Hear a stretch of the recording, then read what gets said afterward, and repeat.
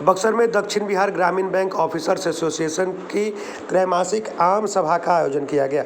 इस दौरान सरकार की नीतियों का जमकर विरोध किया गया और यह कहा गया कि सबसे बड़ा बैंक होने और तमाम ऐसे ग्राहकों को अपनी सेवा देने जो कि मध्यम वर्ग और निम्न वर्ग के हैं, सरकार बैंक पर ध्यान नहीं दे रही है। सरकार से यह मांग है कि सभी ग्रामीण बैंकों का एकीकरण किया जाए, साथ ही साथ बैंकों का डिजिटलाइजेशन भी किया जाए एवं बैंकों में वो तमाम सुविधाएं दी जाएं जो अन्य बैंकों को दी जाती हैं।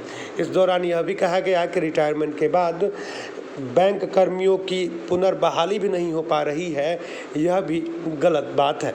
मौके पर मौजूद बैंकर्स एसोसिएशन के अध्यक्ष रणवीर आनंद ने कहा कि आज जैसा आप देख रहे हैं कि आज दक्षिण बिहार ग्रामीण बैंक ऑफिसर्स एसोसिएशन की ये त्रिवार्षिक आम सभा है। इस आम सभा में आज समूचे बिहार के 20 जिले जहां हमारा सर्विस क्षेत्र है उसके लगभग 1000 से ज़्यादा बैंक कर्मी आज पूरे बिहार से बक्सर की पावन धरती पर उपस्थित हुए हैं। और आज यहाँ बक्सर की इस धरती पर ग्रामीण बैंक जो ऑफिसर्स एसोसिएशन है उसकी नई कार्यकारिणी का गठन होगा और उसके बाद हम लोग सभी मिल करके जो सरकार की जो आम जनों के विरोध में और हम बैंक कर्मियों के विरोध में जो कुछ नीतियां हैं हम उसके खिलाफ कार्यक्रम तय कर रहे हैं, जिसका हमें राष्ट्रीय अध्यक्ष महोदय ने भी बताया कि उड़ीसा में हमारा प्रस्तावित एक हमारी बैठक है जिसमें हम अभी भारत सरकार के खिलाफ बिगुल फूंकने वाले हैं राष्ट्रीय स्तर पर जो सरकार की दमनकारी नीतियां हैं बैंक कर्मचारियों के लिए और आम जनों के लिए।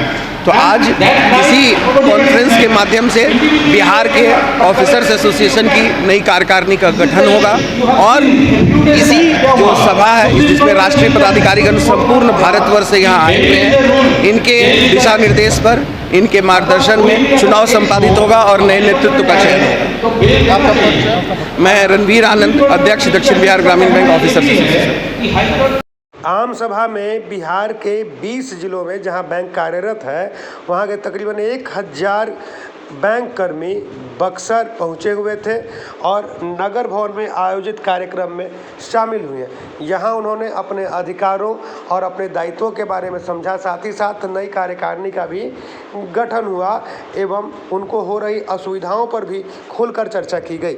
इस दौरान कार्यक्रम में पहुंचे बिहार सरकार के श्रम संसाधन मंत्री सुरेंद्र राम ने कहा कि यहाँ जो है दक्षिण ग्रामीण बैंक एसोसिएशन का ये एक सभा था। इस सभा को संबोधन के लिए यहाँ बुलाया गया था और यहाँ हमने सब लोगों से मिल करके बड़ा खुशी हुआ और हमने ये कहा कि जो केंद्र के द्वारा जो चलाई जा रही नीतियाँ में आपकी जो है एसोसिएशन, आपकी एकता की ज़रूरत पड़ेगा। जो आप देख रहे होंगे कि लगातार मोदी जी की सरकार के द्वारा देश की संपत्तियों को बेचा जा रहा है, बैंक को बेचा जा रहा है, LIC को, ये सारी संपत्तियां बेचा जा रहा है। इस स्थिति में आपकी जो है चट्टानी एकता की ज़रूरत होगा और इस तरह से एकता आप बना के रखिएगा तो आगे उस केंद्र की निकम्मी जो सरकार है उससे लड़ने में मददगार साबित होगा। एसोसिएशन के ऑफिसर्स फोरम के राष्ट्रीय अध्यक्ष शगुन शुक्ला ने कहा कि आज ये जो विशेष आम सभा है ये प्रमुख रूप से कुछ संविधान में संशोधन होना है उसको लेकर बुलाई गई है, जिसमें यहाँ के पदाधिकारियों ने केंद्रीय पदाधिकारियों को भी आमंत्रित किया है। प्रमुख रूप से इस समय जो ग्रामीण बैंक है उसके अंदर जो समस्याएं चल रही हैं, जिनको एक लंबे समय से केंद्र सरकार के द्वारा नज़रअंदाज किया जा रहा है, जबकि वो समस्याएं हमारी किसी वेतन भत्ते और सुविधाओं की जो एक ट्रेड यूनियन का पूरे देश के समाज में संदेश जाता है, ऐसा कुछ नहीं है। ग्रामीण बैंक जो इस समय बहुत से कम लोग जानते हैं कि इस समय देश की सबसे बड़ी अगर कोई सरकारी बैंक है जिसको सरकार ने खोला है, क्योंकि आज़ादी के बाद एक ही बैंक इस देश के अंदर खुली है, वो है ग्रामीण बैंक। आज 705 जिलों में ये काम कर रही है, 22,000 से ज़्यादा शाखाएं हैं। स्टेट बैंक ऑफ इंडिया जो इस देश का सबसे बड़ा बैंक माना जाता है वो भी इससे कम शाखाओं में काम कर रहा है। हमारे इस सर्विस एरिया को जो 705 जिले में है ये 43 भागों में बटा हुआ है, 43 ग्रामीण बैंक है। हम लोग एक लंबे समय से सरकार से मांग कर रहे हैं कि वर्तमान में जब सरकार के ही द्वारा एजेंडा है one nation one election one nation फलानी चीज़ एक, हर चीज़ को जब एक कर रहे हैं तो हम लोगों की ये मांग है वन नेशन वन आधार।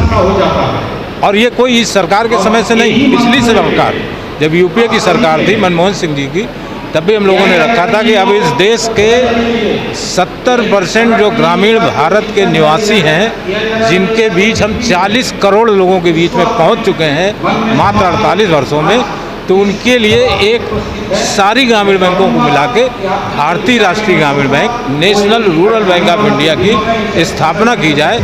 वही मांग आज की भी डेट में हम इस सरकार से कर रहे हैं। वैसे इस सरकार से बहुत उम्मीदें थी, क्योंकि जिस तरीके का ये भारत के नवनिर्माण में और तमाम चीज़ें इस तरीके की बातें कर रहे थे, लेकिन 9-10 साल हो गए और अभी तक किसी भी तरीके का कोई सहारा नहीं मिला।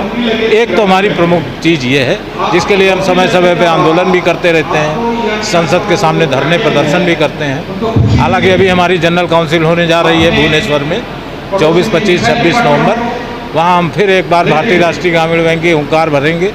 और 2024 के इलेक्शन से पहले चूँकि हम लगभग 300 से ज़्यादा सांसदों को ज्ञापन भी दे चुके हैं कि इस देश की इस ग्रामीण, आप ताजुब मानेंगे कि 42 करोड़ कस्टमर इस देश के अंदर किसी भी 12 नेशनलाइज बैंक, स्टेट बैंक और 16 जो निजी बैंकें काम कर रही हैं, किसी के पास भी 42 करोड़ कस्टमर नहीं है।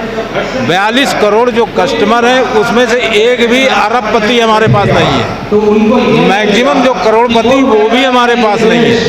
सब ज़्यादा से ज़्यादा गरीब और मध्यम वर्गीय किसान मजदूर ये हमारे कस्टमर हैं।